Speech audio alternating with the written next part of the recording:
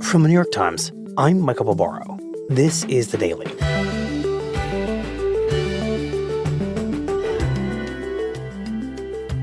Good morning, I'm Tom Homan, border czar for President Trump. I'm here on behalf of the president, along with U.S. commissioners. A few days ago, the president's border czar traveled to Minneapolis with a simple message. I didn't ask them to be immigration officers. I'm asking them to be cops working with the cops to help us take criminal aliens off the street. The faster local officials there cooperate with federal immigration agents, the faster those agents will leave. This is common sense cooperation that allows us to draw down on the number of people we have here. Yes, I said it. Draw down the number of people here. Today, the history of why that kind of cooperation is so difficult to pull off and potentially even illegal. I turn to two of my colleagues, Aleaziz and Ernesto Londoño, to explain.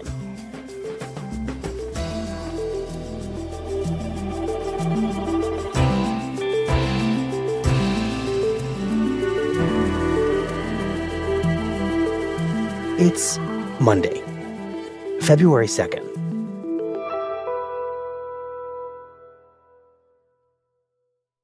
Homan, I wonder what you were thinking as a longtime immigration reporter when you heard Tom Homan deliver the message that he did to officials in Minneapolis, essentially offering that drawdown of federal agents if local officials cooperated and gave access. I was thinking Tom Homan was uniquely fit to carry this message for the Trump administration. You know, he is somebody who has seen the entire evolution of cooperation between local law enforcement in liberal cities with ICE, with the federal government. He's really someone who was there at a time when this was just normal practice at ICE 15 years ago to work closely with local law enforcement. Mm-hmm. And he's been there as it's faded away, as it's become a political issue. And more local governments find it unacceptable to work alongside ICE. And so this is really a battle that Tom Homan has waged for a decade now, not only from his position as leading ICE during that first Trump administration, but continuously as well on Fox News and testimony to Congress. This is really a core issue for Tom Homan.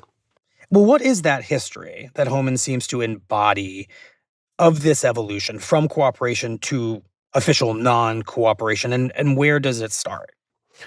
So 15 years ago, during the Obama administration, Tom Homan was leading deportation efforts. He was the person overseeing all deportation officers. And I think it's important just to know that when someone gets arrested in a local jail, your fingerprints ping to a federal database, and that federal database goes to ICE. So ICE is always aware when someone is arrested. They have records on individuals, and they find out if someone that they're looking for is in a county jail. And it doesn't matter if it's in San Francisco or in Alabama. And so one of the key strategies for the Obama administration was to utilize jails and prisons to pick up people. And at that time, when it was a less political issue, ICE had the ability to request local jails to hold on to people 48 hours after they're supposed to be released. This made things really easy for ICE because they could show up to a jail and they could take multiple people at once. And they could arrest them, take them to ICE detention, and deport them.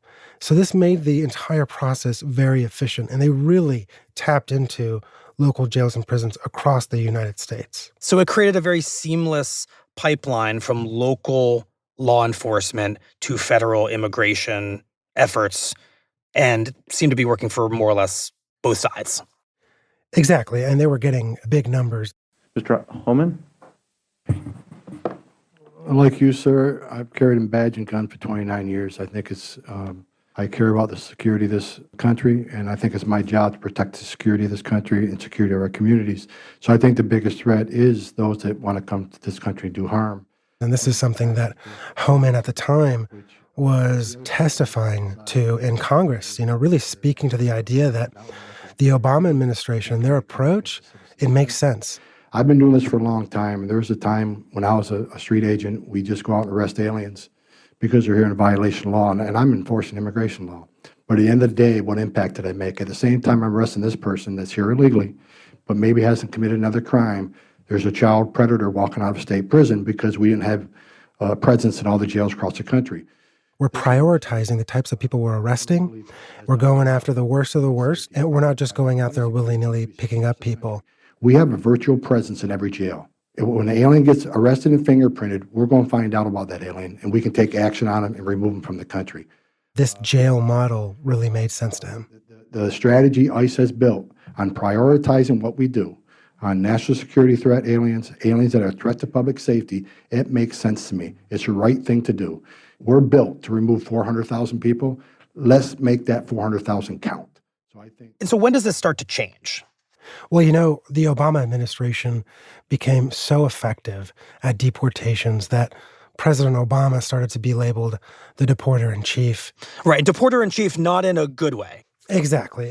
He was facing intense criticism from immigrant advocates and certain congressional officials who were quite critical of this approach where they were deporting hundreds of thousands of people a year. And during this time, there starts to become a growing idea, a growing movement toward the fact that cities should be a sanctuary for immigrants, that they should be protected from immigration enforcement. Right, and just to jump in, because one of the very first episodes of The Daily we ever did was about this idea of a sanctuary city. This idea literally emerges from churches' decisions to turn their sanctuaries into a place that protects undocumented immigrants. It's spread around the country. And eventually, it becomes an urban legal movement in places all over the country. Yeah, that's right. And it becomes a focus for the sanctuary movement to ensure that local law enforcement is not working with ICE and is not allowing ICE to have that efficient funnel of people from local lockups to detention centers for ICE and ultimately deportations. And just remind us why the sanctuary movement ends up focusing on local law enforcement, what the argument they're making is. Yeah, there are several arguments. One is the idea that immigrants in a community will feel more willing to come forward to local law enforcement with tips, with reports of crime, and more willing to interact with local law enforcement because they know that local law enforcement is not working with ICE. So that base level, there's a belief that it makes communities safer. And then local jails are typically not given extra money for interacting with ICE, for holding people for ICE. So there is a real cost to local jurisdictions. And, around that time, when ICE is getting these jails to hold people for a longer period of time so that they could come and pick them up, there were several lawsuits in which individuals who should not have been held longer for ICE were locked up. And I think that gave pause to some of these communities as well. And just to explain, they're facing lawsuits because those immigrants who are being held for extra days in order for ICE to be able to come and get them are essentially facing an illegal extra punishment on behalf of whatever jurisdiction we're talking about, just so that ICE has a chance to deport them. They're suing, and sounds like in some cases they're winning. Yeah. And I think what these lawsuits showed local jails and local politicians was that when there's a mistake made by ICE, you're going to be on the hook. You're the one who's going to be sued. You're the one who's going to face this extra scrutiny. And I think it lent more ammo to organizations like the ACLU to point this out, to say, you don't want to get involved with this. You should try to rid yourself of this potential liability. Right. Leave it to ICE. Let them do what they need to do, but don't help them. Exactly. The immigration system and the criminal justice system should remain separate. And there's an argument from activists and immigrant advocates that some of these individuals that ICE has picked up have been maybe not even charged after they've been arrested, or the charges ultimately don't lead to the conviction. And so these are individuals who don't necessarily meet the definition of a criminal, but they've been arrested and thrown into the criminal justice system. And as a result, they are being transferred to ICE in a way that they should not be. So, Hamid, once this idea of non-cooperation settles in, what does that look like, and how broad does it become? It's during this time, toward the end of the Obama administration, where places like California buck back at the idea of holding people longer so that ICE can come pick them up. So you see the Obama administration really try to figure out a way, and this is during the time when Tom Homan's there, to work with these liberal jurisdictions. So they come up with this idea that, okay, you don't have to hold on to somebody longer for us, but how about you notify us 48 hours before somebody's released from custody so that we could be there at the jail and pick them up. All that liability, all those potential lawsuits, hey, you don't have to worry about that. Just give us a heads up before someone's released, and you don't need to hold on to them longer. So some low level of cooperation is still happening. Yeah, the federal government offers it as an option. But then Donald Trump wins the presidency on the basis of cracking down on immigration and deporting many immigrants. And so it becomes a cause for many of these progressive cities to limit even that level of collaboration. During this time, California puts in place an expansive sanctuary state policy, really severely limiting the cooperation and interaction between local law enforcement and ICE. And soon you start seeing cities and jurisdictions across the country taking up this idea of limiting any type of cooperation with the federal government and with ICE because it was seen as a way of helping President Trump. So basically, at this point, the door comes down on any form of any cooperation. Yeah, it becomes really limited. I mean, the ability for a jail to provide the release date information for an immigrant that ICE wants became limited for a very specific type of violent criminal, a very serious criminal. And that made life much more difficult for people like Tom Homan, who by the time Trump comes into office, he's put in place to run ICE.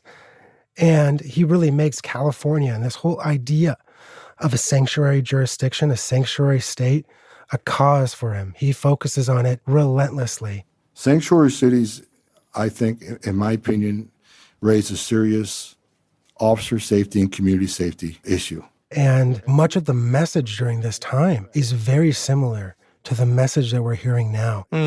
For every person that I can arrest in a county jail in a sanctuary city means that a law enforcement officer has to knock on the door of a home to arrest somebody that has a criminal history when they could have arrested them in the safety and security and privacy of a county jail. In June of 2017, he goes in front of Congress and he tells them that the idea of sanctuary cities makes it less safe for communities, not only by releasing alleged criminals into the communities, but making it harder for ICE to find these people. It's only a matter of time before when the men and women of ICE don't go home at night because they had to go arrest a criminal alien in a home rather than getting them in a county jail in a sanctuary city. The sanctuary cities are danger to the men and women of ICE. And when they go into these communities and they go to homes and they try to make these arrests, there's a greater possibility of a violent confrontation, of people being in danger. And on top of that, more people being arrested just for being around some of the targets. He's basically saying ICE and immigration enforcement in general is at its worst and its most confrontational when we don't get the access that we believe we need to your jails in particular. Yeah, exactly. But ultimately, Trump became harsher. His language became more aggressive. And these cities and these jurisdictions, really, there was no pathway for them to come back online and work with ICE. It was seen as the only way, or one of the main ways, for these communities to protect their immigrants from the onslaught that Trump was bringing to them during that first Trump administration. And ultimately, Homan and the administration's efforts to sue California over this really expansive, unprecedented statewide sanctuary policy, that failed. And Homan and ICE, they weren't able to get more access to jails. They got less. So by the time Tom Homan ends up in Minneapolis last week and is telling local officials, just give us access to your jails and everything will be copacetic, he knows full well, because he's lived through the whole history of this, that that's not a simple thing. It's been legally codified as unacceptable in many, many places around the country. Yeah, exactly. Homan is well aware. He knows that this idea of working closely with ICE, allowing ICE into local jails in Minneapolis is a political non-starter. But he also recognizes that the idea of allowing some cooperation, some effort to work with ICE could really be a way, an off-ramp for both sides to say that they won something in this battle and now they can move on from this crisis. Mohammed, thank you very much. Thank you for having me. After the break, Ernesto Londoño on how Minneapolis is navigating the Trump administration's latest demands for cooperation.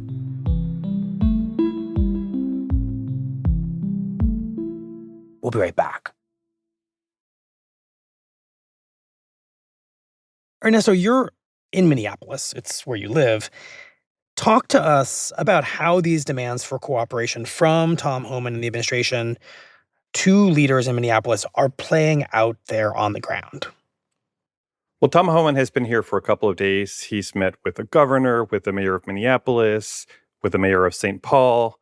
But arguably, I think the most consequential meeting he's had is one of the ones that has drawn the least amount of attention. He met with Hennepin County Sheriff Dawana Witt. The reason this matters is that Sheriff Witt oversees the largest jail in the state, and the only one that has a clear-cut policy saying that they will not cooperate with ICE.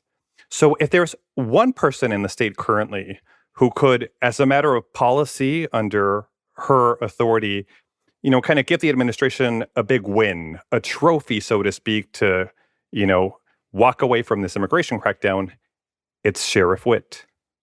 And what's the story of this jail that it sounds like Tom Homan is very focused on, and its non-relationship to immigration enforcement? Yeah, this jail has a really interesting story that really dovetails the broader journey of the sanctuary movement in the United States. So, if you rewind the tape a little bit and go back to the Obama years, the Hennepin County Jail had a policy where they actually allowed ICE agents to keep a tiny little office in the facility. It was like the equivalent of a broom closet. And what the sheriff here at the time did was he allowed agents to interview immigrants who were booked into the jail to assess whether or not they were deportable and to figure out whether or not ICE wanted to grab them the moment that they were no longer going to be in state custody. That's really fascinating. That's so hand in glove. That's a deep level of coordination. That's right. And sheriffs in Minnesota are elected officials, so they have to run for office and be responsive to what the electorate is feeling and thinking about these issues. And in the 2018 election, the sheriff who had been in office for over a decade lost his race by a tiny margin. And one of the issues that the guy who beat him campaigned on was rescinding cooperation with ICE. So we were in a moment where people were outraged by the family separation policy that the Trump administration had been pursuing. And immigration had become both a very divisive and a very partisan issue. So you have a new sheriff who comes into office at this fraught political time over immigration, and over a period of months, wound down cooperation with ICE, initially by kicking them out of the jail, and eventually by not notifying them when immigrants who were subject to deportation were booked, or informing ICE when individuals were going to be due for release. So no more broom closet for ICE, basically. Exactly. They were out. However, I think it's important to remember that there was still a significant amount of cooperation with ICE when you looked at the state prison system, which, as a matter of both statute and policy, they always notify ICE when an individual who is serving time on a serious charge is going to be released. And those individuals are handed over to ICE in a very kind of pragmatic and cooperative style. You just call up the ICE agent, let them know, be here at such and such prison at 9 a.m, and here's your guy from our custody to yours. When it comes to other jails in the state, it's been a little trickier. I think it varies sheriff to sheriff just how much effort and time they want to put into cooperating with ICE. And in the past, this issue has been legally challenging for counties in the state. There's been lawsuits in at least a couple of jurisdictions that resulted in payouts to immigrants after the courts found that local jails had exceeded their authority in detaining people at ICE's request longer than they legally had permission to do so. Right. Homan had talked about this phenomenon. It ends up being the case that the jails and the communities where these jails are located are on the hook financially for those legal challenges, which becomes a real disincentive to play ball. That's right. But I think what you have is a mix of sheriffs here, in suburban counties, in rural counties. I would say, most sheriffs cooperate with ICE to some degree. The one exception continues to be Hennepin County, which up to this point maintains that they do not intend to work with ICE in any way, shape, or form. We'll talk about the position that this Hennepin County sheriff is now in. She's got the federal government in the form of Tom Homan bearing down on her and saying, we're asking this one thing. And I have to imagine, in a sense, they're making her feel like she stands in the way of ICE and Border Patrol drawing down their numbers in Minneapolis because she's standing there and saying, I won't give you this thing you want. Yeah, it's really interesting because in the messaging from the Trump administration, they've gone really hard after Governor Tim Walz, after Minneapolis Mayor Jacob Frey. But both of them have essentially said, we either already cooperate with ICE as it pertains to the governor and the prison system, and the mayor has no oversight over jails. So I think everybody's starting to look at Dawana Witt, the sheriff, and say, if there's one person who could, make a real substantive move that might appease the Trump administration, it's Dawana. Right. The problem, though, is, here is somebody who needs to be elected and be responsive to her constituents. Dawana Witt got elected in the aftermath of the George Floyd era, where the politics in Minneapolis and the county, really veered to the left. And she's somebody who I think is at heart a centrist in her political philosophy. She's somebody who I think is a pragmatist. But she sort of rode the wave of anger that followed the killing of George Floyd during a time when people were really upset at the Trump administration, where immigrant right groups had a lot of political power. So if she were to make a move that her constituents would see as her having capitulated to the Trump administration and essentially flinging the doors to the jail open to ICE, you would assume that would be politically damaging for her in this moment. So what has she said about what she plans to do? She has said very little publicly. She's been very critical of the way immigration agents have conducted business over the past few weeks. They've killed 2 American citizens here. These immigration raids have been very chaotic and disruptive. But Dawana Witt so far has not really inserted herself, publicly at least, into this conversation about jails and prisons. I've been trying to interview her, but she hasn't really been ready to come out and engage and, say whether or not she's willing to, be the one who makes a bold move as part of the standoff. The readout she put out about her meeting with Tom Homan was very short and, somewhat vague. She called their conversation candid and constructive, but she did not indicate in any way, shape, or form that she's starting to revisit her policy at the jail or that there could be a deal on the table that she's exploring. Just to understand, because you're mostly talking about the political predicament that this sheriff is in, legally, even if she wanted to, could Sheriff Witt cooperate with the federal government and open up the jail?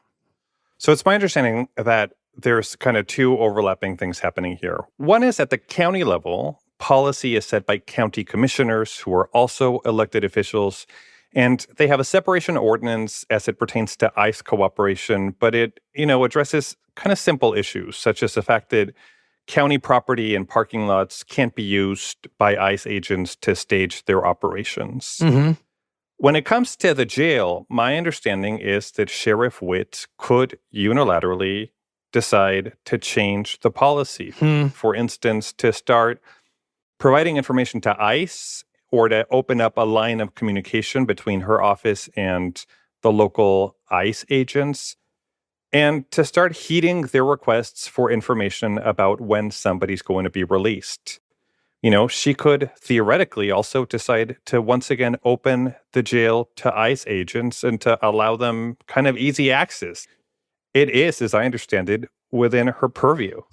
But politically, I think it'd be a really difficult and conceivably damaging move for a sheriff who I think intends to run for re-election. Right. And the question would be, if she were to let ICE, Border Patrol, start coordinating with the jail, to what end exactly? Because at the end of the day, what kind of assurances do any of these local officials have in Minneapolis, or really anywhere in the country, that if they meet Tom Homan's demands and the administration's demands, if they fling open the doors to this jail, if they let ICE back into a broom closet in the corner and coordinate release and then arrest and deportation, that then ICE and Border Patrol agents would start to leave the city, or that their operations would go back to being less confrontational? I mean, there's absolutely no guarantee that if you make this gesture, if you were to open Hennepin County Jail to them, that this would all go away. It's hard to overstate how little trust exists currently between elected officials in the state and the Trump administration on these issues. This is a state where people feel besieged by the federal government. They feel that this operation is really, really doing serious damage to people's livelihoods. It's resulted in 2 deaths already. And it's really strained long-standing relationships between local and federal law enforcement agencies. But it also, boils down to the principle about these policies.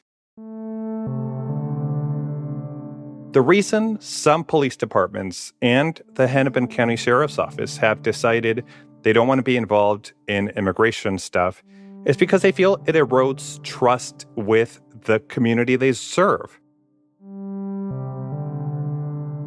So if they were to make a big concession on this, they would be essentially capitulating on a matter of principle, and they would be doing so with no guarantee that this would subject them to less pressure from the Trump administration or even less immigration enforcement out in the streets. Well, Ernesto, thank you very much. We appreciate it. Thank you, Michael.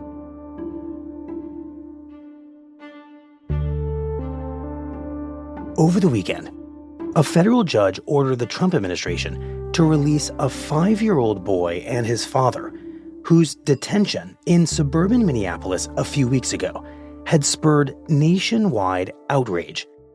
The judge in the case called the detention of the boy, who was wearing a Spider-Man backpack, and an oversized, fluffy blue winter hat when he was captured, unconstitutional, and, quote, the imposition of cruelty.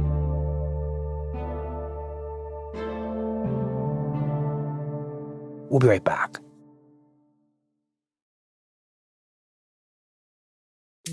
Here's what else you need to know today.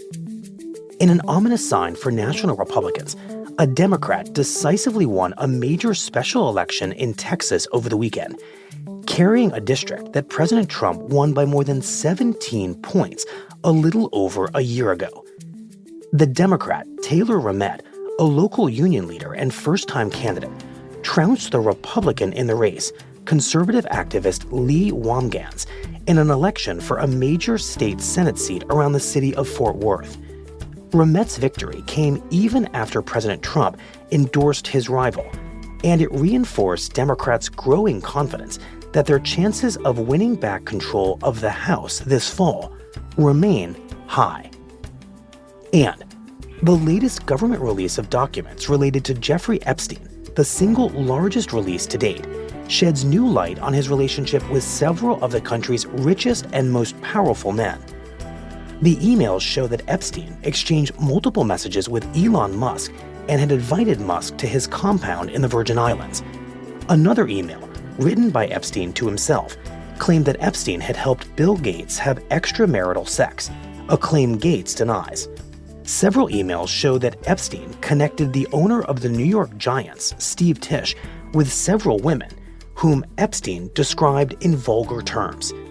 Finally, emails showed that Howard Lutnick, now Commerce Secretary, planned a visit to Epstein's island in 2012, despite Lutnick previously claiming that he had severed all ties with Epstein 7 years earlier.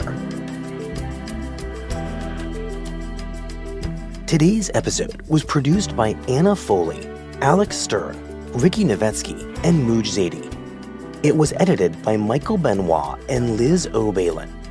Contains music by Rowan Misto, Alicia Baitup, and Dan Powell, and was engineered by Chris Wood.